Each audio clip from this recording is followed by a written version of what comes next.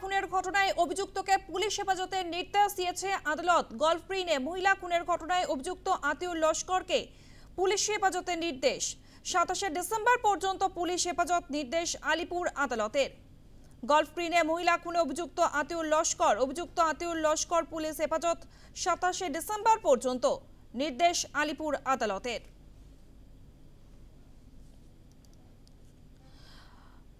গলফগ্রিনে মহিলার কাটা মুন্ডু উদ্ধারের ঘটনার পুনর্নির্মাণ। মূল অভিযুক্ত আতিউর লস্করকে নিয়ে পুনর্নির্মাণ পুলিশের। শনিবার রাতে আতিউরকে নিয়ে যায় পুলিশ। আতিউরকে নিয়ে যাওয়া হয় রিজেন্ট কলোনির ফ্ল্যাটে খাদিজা বিবিকে নৃশংসভাবে খুন করে আতিউর লস্কর। প্রাথমিক তদন্তে অনুমান কলকাতা পুলিশের। শ্বাসরোধ করে খুনের পর কাটা হয় মাথা। ফ্ল্যাটের দেওয়ালে মিলেছে রক্তের দাগ। শনিবারই রিজেন্ট কলোনিতে উদ্ধার হয় দেহাংশ। গলফগ্রিনে মহিলার কাটা মুন্ডু উদ্ধারেই পুনর্নির্মাণ। মূল অভিযুক্ত আতিউর লস্করকে নিয়ে পুনর্নির্মাণ করল পুলিশ। শনিবার রাতে আতিউরকে নিয়ে যায় পুলিশ। আতিউরকে নিয়ে যাওয়া হয় রিজেন্ট কলোনির ফ্ল্যাটেই খাদিজা বিবিকে নৃশংসভাবে খুন করে আতিউর লস্কর। প্রাথমিক তদন্তে অনুমান কলকাতা পুলিশের। শ্বাসরোধ করে খুনের পর কাটা হয় মাথা। ফ্ল্যাটের দেওয়ালে মিলেছে রক্তের দাগ। শনিবারে রিজেন্ট কলোনিতে উদ্ধার হয় ওই মহিলার দেহাংশ।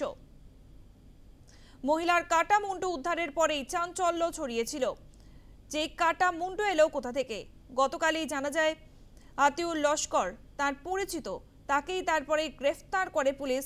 তাকেই জিজ্ঞাসাবাদ করে ওই মহিলার দেহাংশ উদ্ধার করে পুলিশ। এরপরেই ঘটনার পুনর্নির্মাণ করা হয়। শনিবার রাতে আতিউরকে নিয়ে পুনর্নির্মাণ করে পুলিশ। আতিউর লস্করকে নিয়ে যাওয়া হয় রিজেন্ট কলোনির ফ্ল্যাটেই খাদিজা বিবিকে নৃশংসভাবে খুন করে আতিউর লস্কর। প্রাথমিক তদন্তে অনুমান কলকাতা পুলিশের। আরো বিস্তারিত জানবো, আমাদের সঙ্গে ফোন লাইনে রয়েছে আমাদের প্রতিনিধি মৌমিতা মিত্র। মৌমিতা, গলফগ্রিনে মহিলার কাটা মুন্ডু উদ্ধারের ঘটনায় পুনর্নির্মাণ করেছে পুলিশ, আর কি আপডেট পাচ্ছ? একেবারে দেখো, গতকাল রাতে ওই একেবারে ঘটনার পুনর্নির্মাণ করা হয় এবং এখনো পর্যন্ত মূল অভিযুক্ত তাকে রিজেন্ট কলোনি এলাকার ফ্ল্যাটে নিয়ে গিয়ে ঘটনার পুনর্নির্মাণ করা হয়। এবং যেটা তদন্তে এখনো পর্যন্ত আধিকারিকরা জানতে পেরেছেন যে এই খাদিজা বিবির সঙ্গে আতিউর লস্করের বেশ কিছু প্রণয়ের সম্পর্ক ছিল এবং কিছুদিন আগে আতিউরকে ব্লক করে দেয় এই খাদিজা বিবি, এবং যে কারণে যোগাযোগ করতে না পারার কারণে এবং পুরনো বেশ কিছু আক্রোশের জেরেই এই খুনের ঘটনা।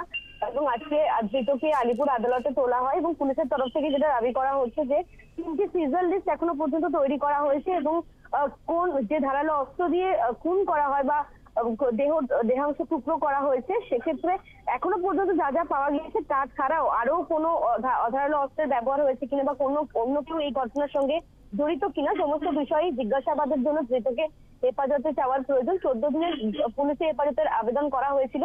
বিচারক একেবারেই 27 ডিসেম্বর পর্যন্ত পুলিশে হেফাজতের নির্দেশ দিয়েছে এবং যেটা খুনের কারণ হিসেবে যেটা এখনো পর্যন্ত জানা গিয়েছে যে সম্পর্কে দুজনের মধ্যে সম্পর্ক এবং সেই সম্পর্কে কোথাও গিয়ে অপর ব্যক্তির কাছ থেকে সেই ধরনের আশ্বাস বা ছাড়া না পেয়েই এই পুরনো আক্রোশের জেরে মূলত খুন করা হয় এই খাদিজা বিবিকে এবং নৃশংসভাবে খুন, তারপরে দেহাংশ টুকরো করা হয়। এবং যেহেতু রং মিস্ত্রির কাজ করতে এই খাদিজা আতিউর লস্কর, সেক্ষেত্রে প্লাস্টিক বা বস্তা জাতীয় কোনো জিনিস তার কাছে আগে থেকেই থাকতো, সেগুলো দিয়েই দেহাংশ মুড়িয়ে ফেলা হয়েছিল রিজেন্ট কলোনি এলাকায়। ইতিমধ্যেই গতকাল রাতে ঘটনার পুনর্নির্মাণ করা হয়েছে এবং ধৃতকে হেফাজতে পেয়েছেন পুলিশ আধিকারিকরা। তাকে আবারও বেশ কিছু বিষয় নিয়ে জিজ্ঞাসাবাদ করা হবে। 27 ডিসেম্বর পর্যন্ত পুলিশের হেফাজতে নির্দেশ দেওয়া হয়েছে। ধন্যবাদ মৌমিতা। কথা বললাম প্রতিনিধি মৌমিতা মিত্রের সঙ্গে। এই ঘটনায় আর কেউ জড়িত রয়েছে কিনা, কোনো রকম আরো ধারালো অস্ত্র ব্যবহার করা হয়েছিল কিনা তা জানতেই এবার জিজ্ঞাসাবাদ করা হবে, জেরা করা হবে অভিযুক্তকে।